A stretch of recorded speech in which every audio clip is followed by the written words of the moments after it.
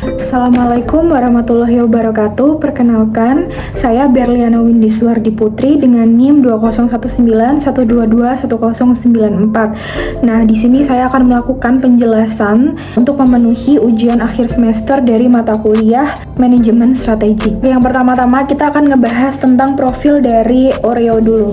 Nah, Oreo itu adalah nama dagang dari sejenis biskuit yang diproduksi oleh Nabisco pertama kali pada tahun 1912. Nah, Oreo ini terdiri dari 2 wafer coklat berwarna sedikit kehitaman dengan krim putih yang ada di bagian tengahnya. Nah, salah satu cara populer untuk memakan Oreo ini, kita udah pasti ngerti dari slogannya, yaitu diputar, dijilat, dicelupin. Jadi, cara makannya itu dengan mencelupkannya itu ke dalam susu. Nah, Oreo juga itu dijadikan untuk bahan baku untuk makanan lain, misalnya dalam milkshake atau es krim. Seperti es krim choco cookies, krim cookies itu mungkin ada beberapa butiran dari Oreo. Nah, setelah ini kita akan melakukan analisis menggunakan 3 perspektif teori manajemen strategik. Nah, untuk yang pertama itu kita menggunakan dinamika persaingan atau competitive dynamics. Nah, di dalam competitive dynamics ini ada 2. Yang pertama ada fast cycle market dan slow cycle market. Nah, menurut aku kalau Oreo ini termasuknya adalah fast cycle market. Nah, pertama-tama kita akan ngebahas dulu fast cycle market itu apa sih? Nah, fast cycle market itu adalah kondisi pasar di mana kemampuan perusahaan yang berkontribusi untuk keunggulan kompetitif tidak dilindungi dari peniruan, dan di mana peniruan itu berlangsung cepat dan dengan harga yang sangat murah. Nah, fast cycle market ini merupakan pasar yang memiliki siklus hidup produk antara 12 minggu hingga 1 tahun. Nah, jadi dinamika dalam fast cycle market ini itu sering menghasilkan aliran upgrade produk yang cepat seiring dengan inovasi produk mereka. Kita tahu Oreo itu kan banyak banget variasinya ya, biar orang-orang tuh makan nggak bosen. Mungkin ada Oreo strawberry, ntar nanti mungkin jangka 1 tahun lagi Oreo itu akan mengeluarkan variasi baru Oreo rasa coklat, atau seterusnya. Atau mungkin yang kita ketahui Oreo mengeluarkan produk Oreo yang mungkin beda dari bentuk Oreo aslinya, yaitu Oreo soft cake kalau kita ngerti, jadi kayak brownies gitu. Itu sama-sama diproduksi oleh Oreo, cuman dia dalam bentuk yang berbeda, packaging yang berbeda. Nah, seperti itu. Nah, selanjutnya untuk yang kedua itu ada kooperatif strategi, di mana kooperatif strategi ini itu adalah suatu strategi di mana perusahaan itu saling bekerja sama untuk mencapai tujuan bersama. Nah, di dalam kooperatif strategi ini ada 4 aliansi.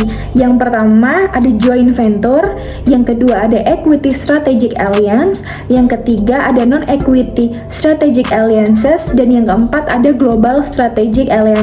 Nah, dari keempat ini menurut aku Oreo itu masuk dalam strategic non-ekuitas alliances, di mana alliances strategic non-ekuitas itu adalah sebuah persekutuan di mana 2 atau lebih perusahaan membangun hubungan kontrak untuk berbagi sumber daya khusus dan kemampuan untuk menciptakan keunggulan kompetitif.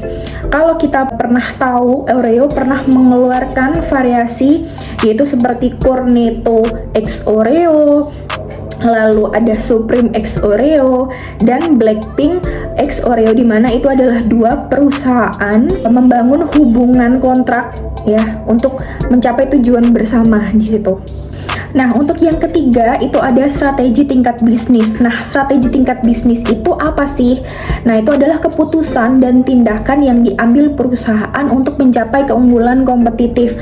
Nah, di dalam tingkat bisnis ini itu ada 3 tingkatan. Yang pertama ada strategis berbiaya rendah, yang kedua ada strategis diferensiasi, dan yang ketiga adalah strategis fokus.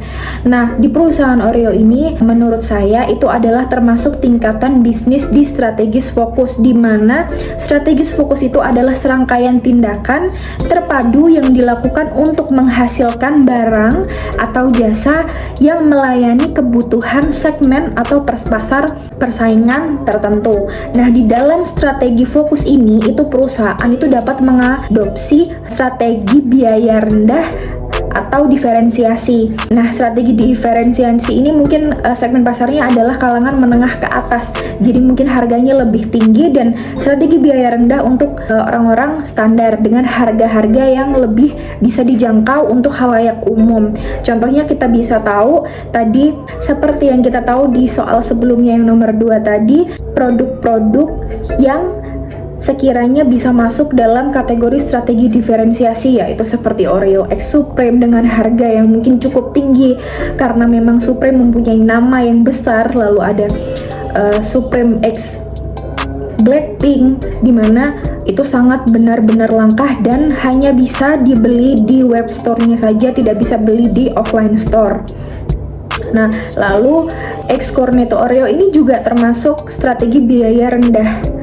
Nah, karena dia bisa dicari di tempat seperti Indomaret, Alfamart, di tempat-tempat terdekat rumah kita dan mudah ditemukan. Jadi menurut aku strategi tingkat bisnis ini masuk ke strategi fokus, di mana dia itu di antara strategi diferensiasi dan strategi berbiaya rendah tergantung dengan target pasar pada saat itu. Jadi sekian dari jawaban ujian akhir semester saya atas mata kuliah manajemen strategik. Jika ada salah-salah kata, mohon maaf. Terima kasih. Wassalamualaikum warahmatullahi wabarakatuh.